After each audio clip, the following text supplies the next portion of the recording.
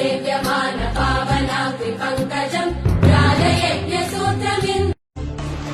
ఈ మహాశక్తి యంత్రం గృహస్థానం ముందు ఎవరి గుమ్మం ముందైతే ఉంటుందో ఆ ఒక గుమ్మానికి అనేది దుష్ట శక్తులు గాని, గాలి ప్రభావాలు గాని, నర ఏడుపులు గాని, మిగతా ఏ చెడు ప్రభావాలు, ఏ నెగిటివ్ ఎనర్జీ కూడా గృహస్థానంలో నిలబడదు.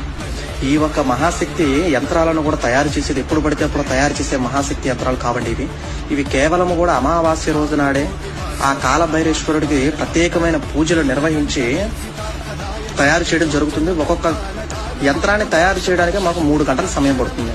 3 నుంచి 4 గంటల సమయం పడుతుంది. మహాశక్తివంతమైనది ఈ ఒక్క ప్రసాదం అనేది, ఈ ఒక్క మహాయంత్ర ప్రభావం శక్తి అనేది గృహస్థానంలో పెట్టుకున్న వాళ్ళకే తెలుస్తుంది.